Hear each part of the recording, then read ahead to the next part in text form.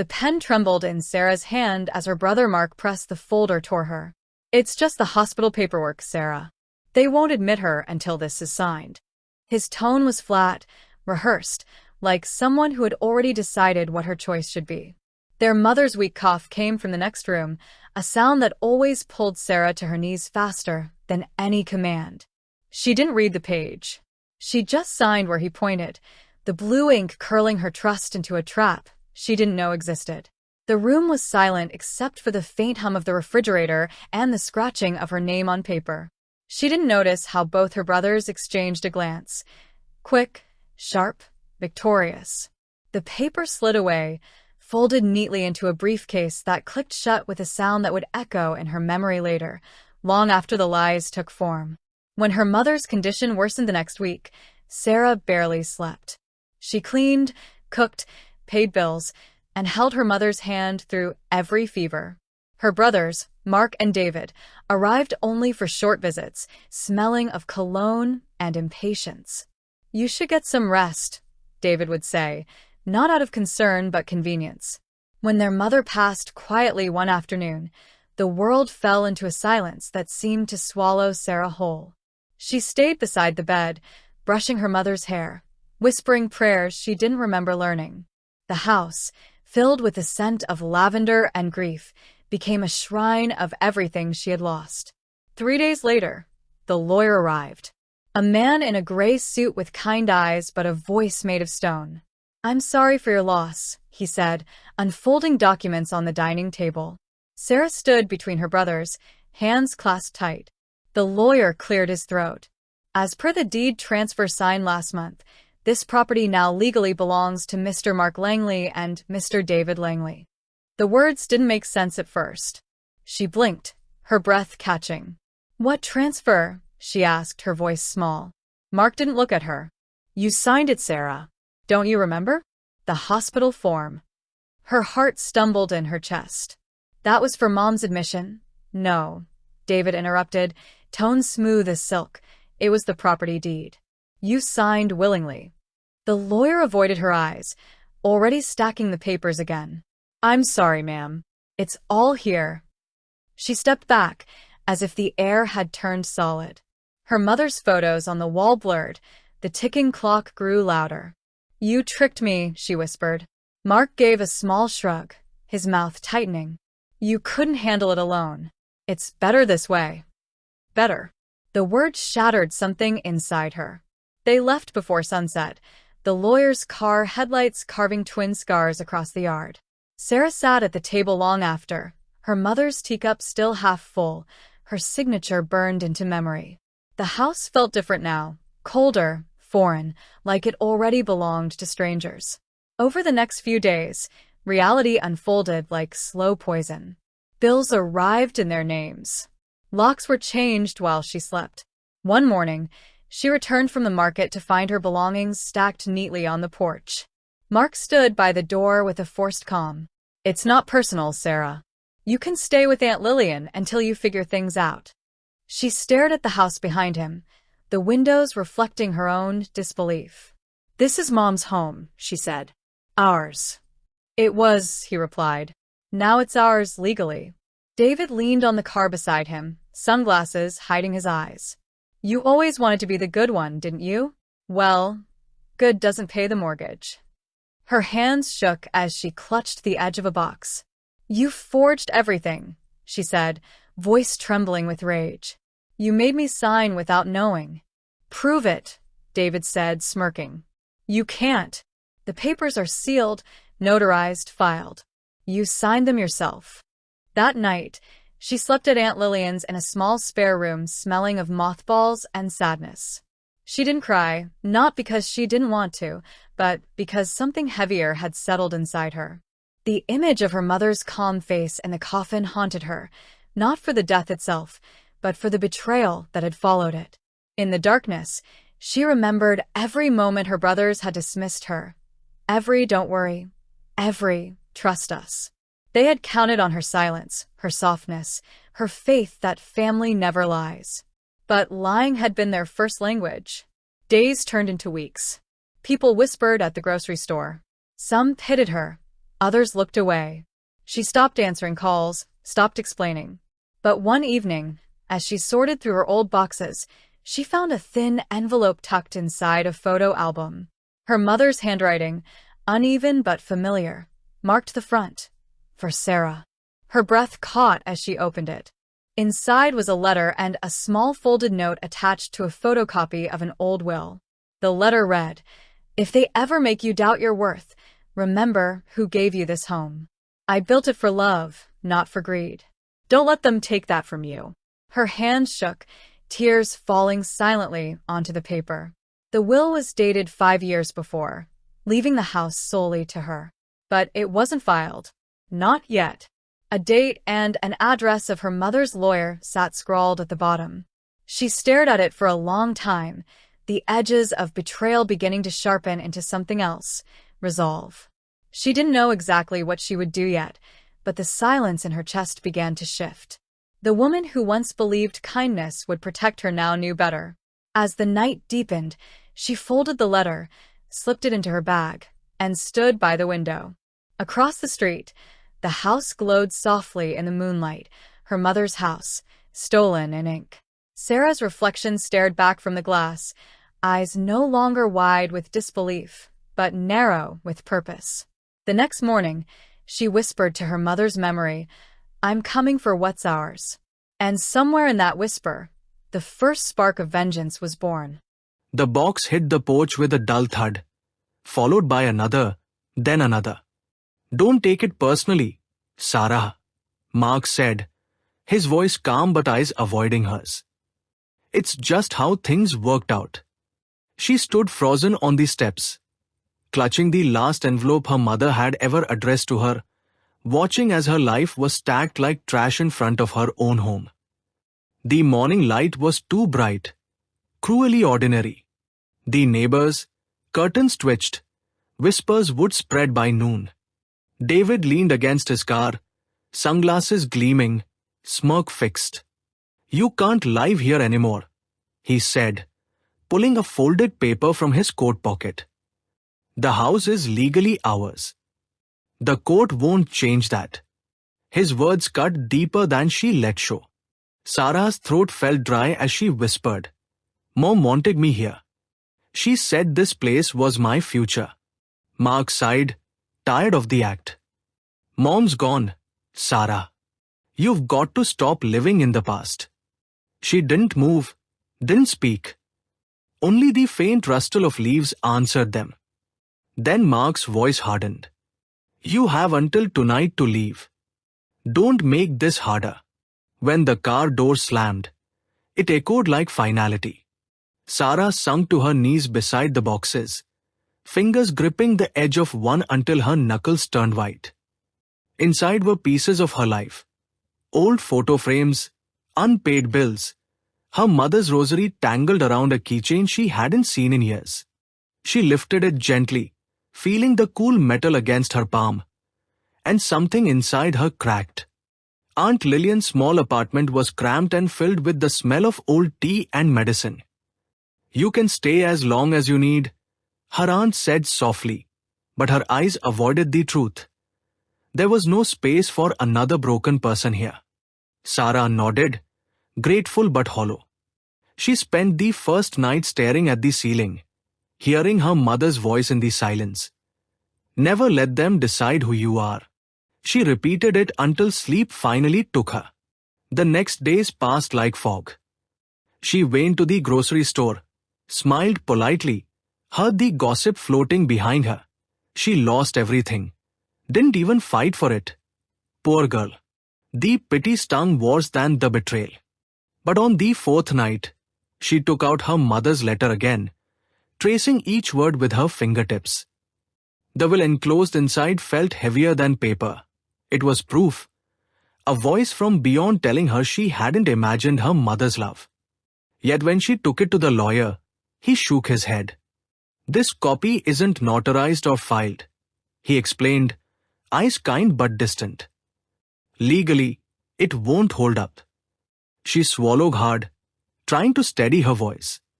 "But it's her signature. It's real." "Maybe," he said. But without witnesses or official filing, it's just a memory on paper.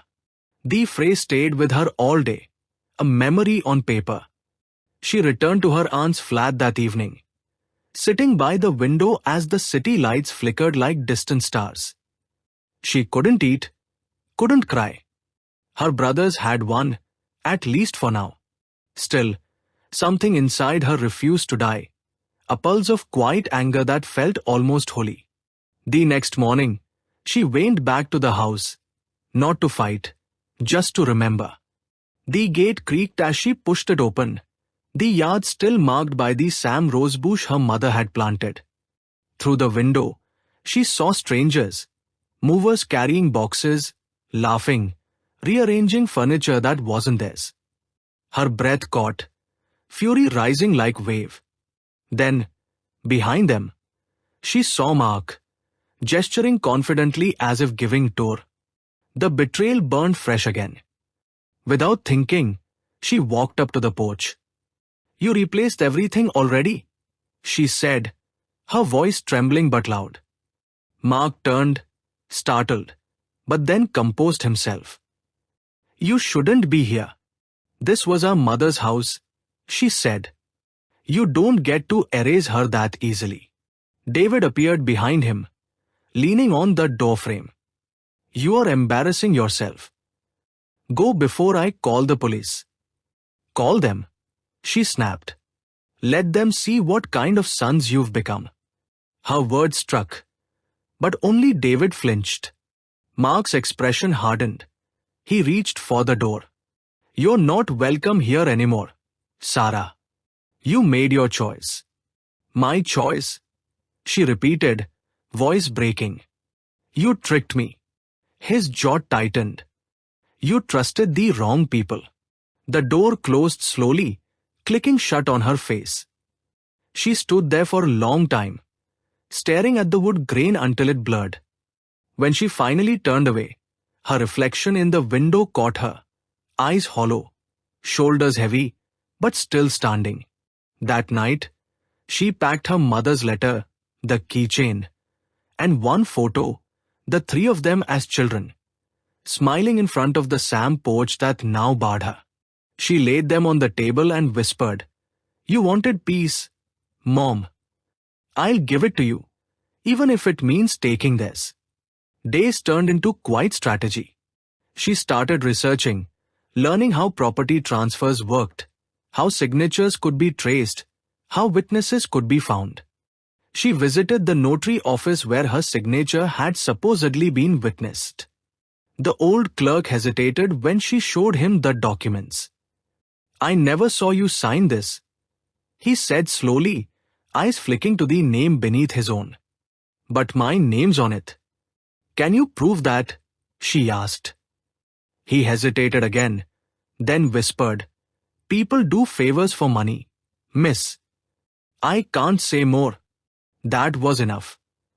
A seed of evidence, a fracture in the perfect lie.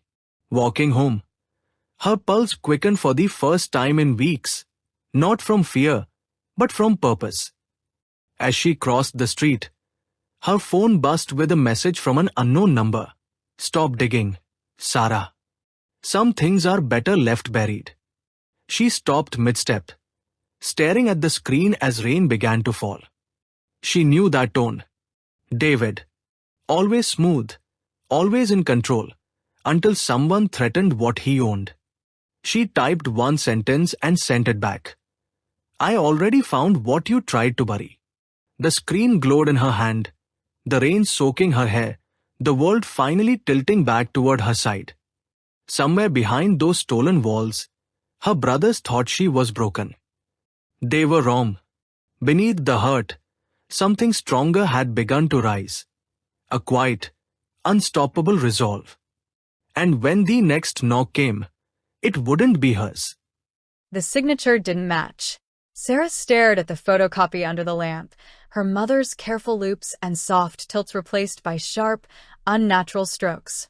She traced the lines with her fingertip, whispering to herself, "You didn't write this, Mom. They did." The realization hit like cold water. She folded the document and slipped it back into the envelope, her pulse steady, but her heart racing. Revenge, she realized, wasn't about anger anymore. It was about truth. The next morning, she walked into the county records office with quiet determination. The fluorescent lights buzzed, the air heavy with dust and ink. "I need to see the property transfer file for 45 Meadow Lane," she told the clerk. The woman behind the desk glanced at her, bored. "You'll need a copy request and identification." Sarah handed both without hesitation. 10 minutes later, a thin folder slid across the counter. Inside was everything: the deed transfer, her signature, and 2 witnesses she had never met. She scanned the pages, her jaw tightening. The notary's name, Thomas R. Hale, was stamped at the bottom, but she remembered his hesitation when she'd visited him last week. He had lied then. Maybe out of fear. Maybe for money. That evening, she returned to his small office. The lights were dim, the blinds half closed. "Mr. Hale," she said softly. He looked up, startled, his pen freezing mid-signature. "Miss Langley," he muttered. "I already told you everything was legal," she interrupted. "You said you never saw me sign. Yet your name is on my mother's deed. Why?" His throat worked nervously. "It was complicated. Your brother said it was a hospital emergency. I didn't." "You didn't what?" she pressed, stepping closer. "Didn't check? Didn't care? Or didn't want to lose their money?" His silence was answer enough. She exhaled sharply, her voice calm but cold. "You're going to help me fix this." He hesitated, then nodded once, guilt carving deep lines across his face. "I kept a record," he whispered. "Every signing.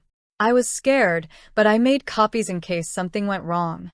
Sarah's chest tightened. "You have copies of the real documents?" He looked around the empty office, then opened a drawer and pulled out a small flash drive. "Everything's here. The signatures, the timestamps, even the camera footage from the signing day." She took it, her hands trembling. "Why give this to me now?" He sighed. "Because you're the only one who asked with your mother's eyes." She didn't reply. There was nothing left to say. That night, back in Aunt Lillian's apartment, Sarah plugged the flash drive into her laptop. The screen flickered, and there it was, video footage of Mark and David standing in her mother's living room, laughing with a real estate agent. The form she had signed wasn't there yet.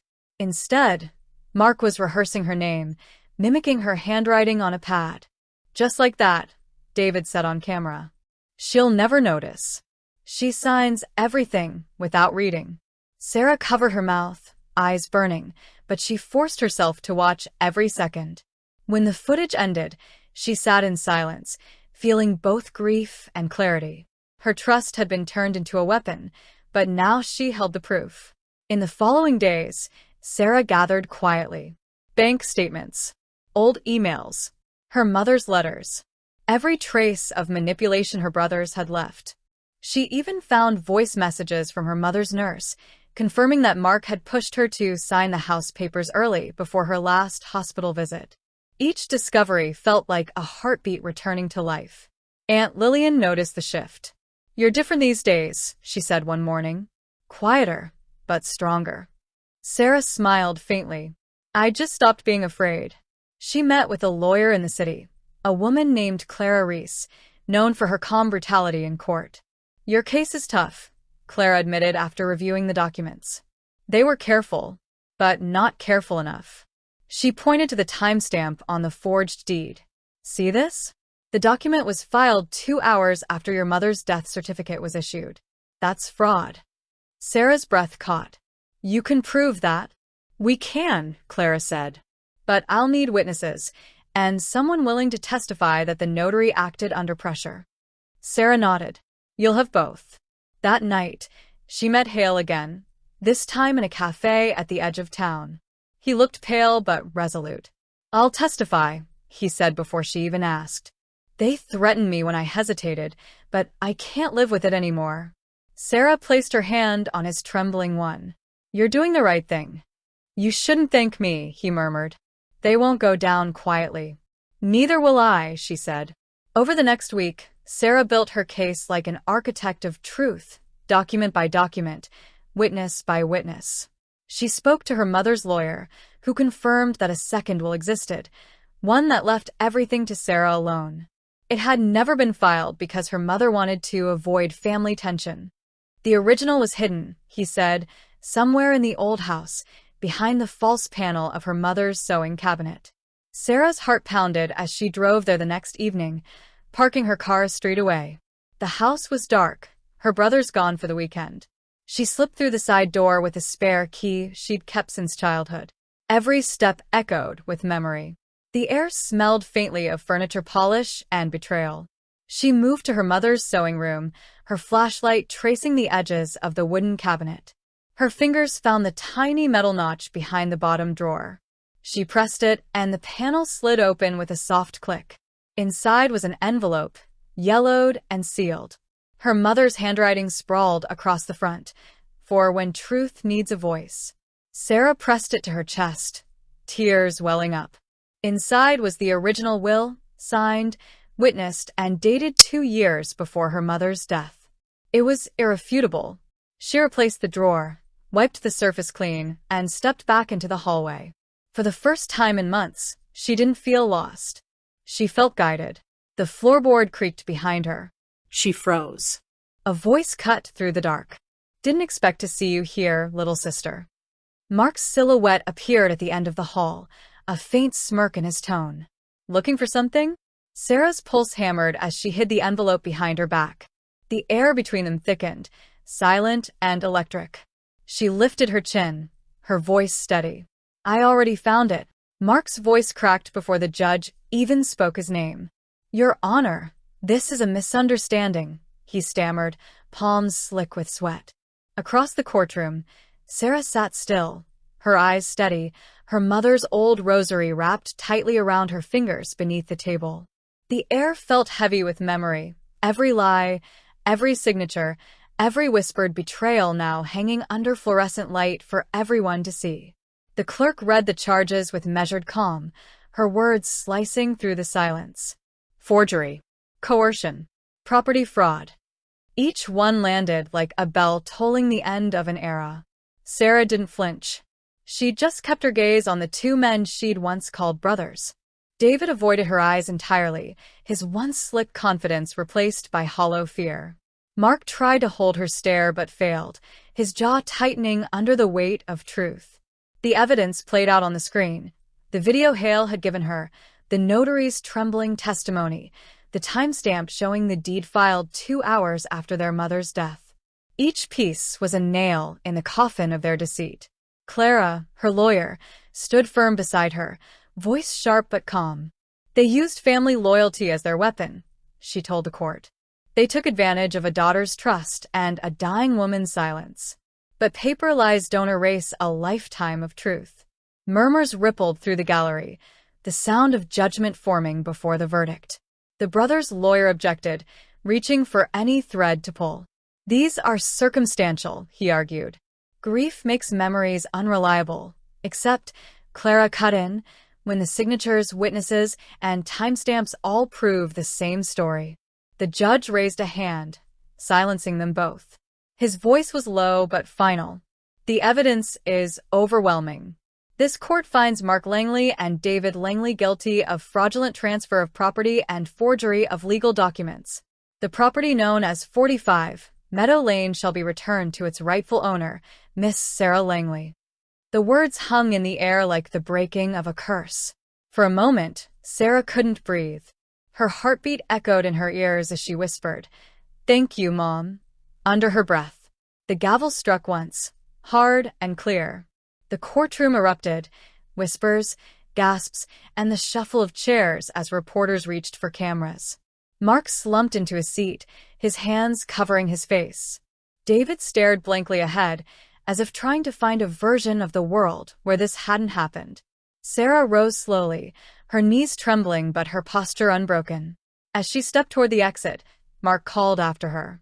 "Sarah, wait." She turned, her expression calm but cold. "You destroyed everything," he said, his voice shaking. "No," she replied softly. "You did that the moment you stopped being my brother." The hallway outside was quieter. Light filtered through high windows, soft and real. Clara caught up beside her.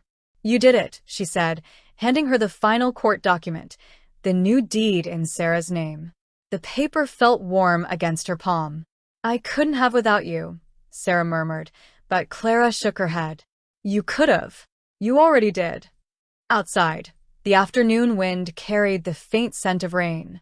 Reporters called her name, flashes going off like lightning, but she didn't stop. She wasn't interested in headlines. She wanted silence. She drove to the house at dusk, parking beneath the oak tree where she'd played as a child. The locks had been changed again, this time for her. When she stepped inside, the air smelled faintly of dust and lavender. The walls were bare, the rooms quiet, but her mother's presence lingered in every creak of the floorboards. She walked through slowly, fingertips brushing against the doorway her height had once been marked on, the kitchen tiles where her mother used to hum while cooking. For the first time in months, the house didn't feel haunted. It felt home. She went to her mother's room and set the court papers on the dresser beside a framed photograph, her mother smiling, her hand resting on Sarah's shoulder. "It's over," she whispered. "They can't take this anymore." Her voice trembled, but the words felt strong. She sat on the edge of the bed, the same bed where she'd held her mother's hand during those final nights. The ache remained, but it no longer owned her. The doorbell rang suddenly, breaking the stillness. She hesitated, then walked to the front door. Through the window, she saw Mark standing outside in the fading light, his face drawn and pale. Against her better judgment, she opened the door, but didn't step aside. "You shouldn't be here," she said quietly. "I needed to say it," he replied. "You were right. We went too far. David, he's not handling this. He thinks you'll come after more, the money, the business. I don't want any of it," she cut in. "I only wanted what was ours. What was hers." Mark looked down, shame twisting his face. "We were angry," he said. "You got everything else, Mom's attention, her love. We just wanted something left." Sarah's voice softened, but her eyes stayed sharp. "You could have had love. You chose greed." He nodded, tears forming but unshed.